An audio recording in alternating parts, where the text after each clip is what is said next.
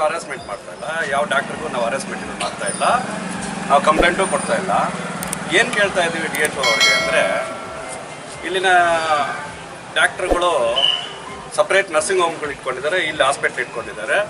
ಅವ್ರ ಬಂಡವಾಳ ಏನು ಅಂದರೆ ಭಯ, ಬಂದಂಥ ಪೇಷಂಟ್ಗಳಿಗೆ ಭಯ ಪಡಿಸೋದು. ಭಯ ಪಡಿಸಿ ಎಲ್ಲರ ಹತ್ರನೂ ಏನು ಗರ್ಭಿಣಿ ಸ್ತ್ರೀಯರು ಬರ್ತಾರೆ ಅವ್ರ ಹತ್ರ 1 ಲಕ್ಷ ರೂಪಾಯಿವರೆಗೂ ವಸೂಲಿ ಮಾಡ್ತಾ ಇದ್ದಾರೆ ಈ ಹಾಸ್ಪಿಟ್ಲಲ್ಲಿ. ಎಲ್ಲರೂ ನರ್ಸಿಂಗ್ ಹೋಮ್ಗಳು ಇಟ್ಕೊಂಡಿದ್ದಾರೆ. ಅದಕ್ಕೆ DHO ಅವ್ರ ಗಮನಕ್ಕೆ ತರ್ತಾ ಇದ್ದೀನಿ. ಯಾರು ನರ್ಸಿಂಗ್ ಹೋಮ್ಗಳು ಇಟ್ಕೊಂಡಿದ್ದಾರೋ ಅವರು ಇಲ್ಲಿಂದ ಖಾಲಿ ಮಾಡಬೇಕು. ಇದ್ರೆ ಇಲ್ಲಿರಬೇಕು, ಇಲ್ಲ ಅಲ್ಲೇ ಅವ್ರು ನರ್ಸಿಂಗ್ ಹೋಮ್ ಇಟ್ಕೋಬೇಕು. ಅದ್ರ ಜೊತೆಯಲ್ಲಿ ಇಲ್ಲಿ ಪೇಷಂಟ್ಗಳನ್ನ ಫಿಕ್ಸ್ ಮಾಡ್ಕೊಳ್ಳೋದು 1 ಲಕ್ಷಕ್ಕೆ, 1.5 ಲಕ್ಷಕ್ಕೆ, 2 ಲಕ್ಷಕ್ಕೆ ಈ ಥರ ಪ್ರಾಣಗಳು ತೆಗೆಯೋದು, ಒಪ್ಪದೇ ಇದ್ರೆ ಈ ಥರ ಪ್ರಾಣಗಳು ತೆಗೆಯೋದು ಎಲ್ಲ ಮಾಡ್ತಾ ಇದ್ದಾರೆ ಇಲ್ಲಿನ ಡಾಕ್ಟರ್ಗಳು. ಅದನ್ನು ನೀವು ಇವತ್ತೇ ಅದನ್ನು ಕಂಟ್ರೋಲ್ ಮಾಡಿ, ಯಾರ್ಯಾರು ನರ್ಸಿಂಗ್ ಹೋಮ್ಗಳು ಇಲ್ಲಿಗೆಲ್ಲ ಇಟ್ಟಿದ್ದಾರೋ ಇಲ್ಲಿ ಇದ್ಕೊಂಡು ಅವ್ರಿಗೆಲ್ಲ ಲಾಕ್ ಮಾಡಬೇಕು, ಇಲ್ಲಿಂದ ಇಲ್ಲಿ ತೆಗೆದುಬಿಡಬೇಕು. ತೆಗೆದೇ ಇದ್ದರೆ ಅವರು ಇಂಥ ಕೆಲಸಗಳೇ ಮಾಡ್ಕೊಂಡು ಹೋಗ್ತಾ ಇರ್ತಾರೆ.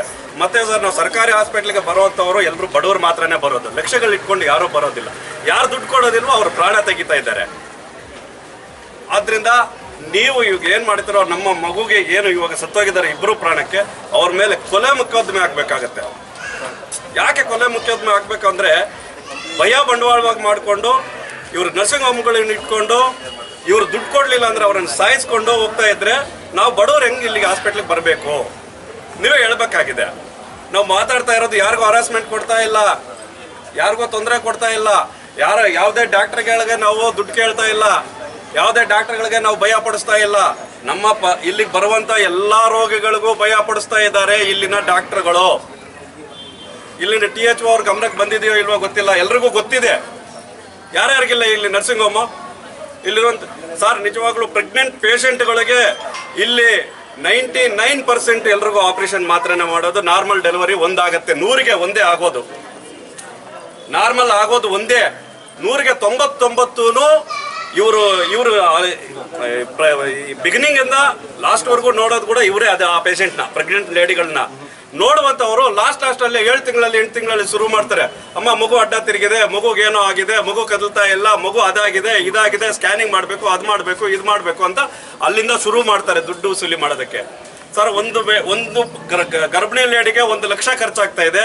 ಇದನ್ನ ನೀವು ಸರಿಪಡಿಸಿ ಈ ಚಿಂತಾಮಣಿ ಹಾಸ್ಪಿಟ್ಲನ್ನ DHO ಅವ್ರು ನೀವು ಬಂದಿದ್ದೀರಾ, ಈ ಚಿಂತಾಮಣಿ ಹಾಸ್ಪಿಟ್ಲ್ ಇವತ್ತಿಂದ ಯಾವುದೇ ರೋಗಿಗಳ ಹತ್ರ ದುಡ್ಡು ತಗೊಳ್ಳೋದಿಲ್ಲ. ಯಾವುದೇ ರೋಗಿಗಳು 27,000 ರೂಪಾಯಿ ಆಚೆಗೆ ಬರ್ಕೊಟ್ಟಿದ್ದಾರೆ ಸರ್ ಈ ಪೇಷಂಟ್ಗೆ. 1,000 ರೂಪಾಯಿ ಆಚೆಗೆ ತಂದು ಕೊಟ್ರೆ ಎಲ್ಲಿಂದ ತಂದು ಕೊಡೋದು? ಒಂದು ಬಡ ರೋಗಿಗಳು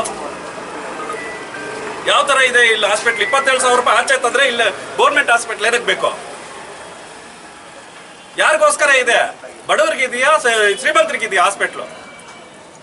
ಶ್ರೀಮಂತರಾದ್ರೆ ಎಲ್ಲಾದ್ರೂ ಬೆಂಗಳೂರಿಗೆ ಹೋಗ್ತಾರೆ, ಇನ್ನೊಂದು ಹತ್ರಕ್ಕೆ ಹೋಗ್ತಾರೆ, ಕೋಟ್ಯಾಂತರ ರೂಪಾಯಿ ಖರ್ಚು ಮಾಡ್ಕೊಳ್ತಾರೆ. ಬಡವರು ಎಲ್ಲಿಗೆ ಹೋಗ್ಬೇಕು?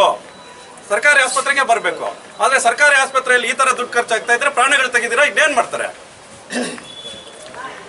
ಪೂರ್ತಿಯಾಗಿ ಬಡವರ ವಿರುದ್ಧ ಇದೆ. ನಮ್ಗೆ ಮಿಕ್ಕಿರೋದು ಒಂದೇ, ನ್ಯಾಯಾಂಗ ಒಂದೇ.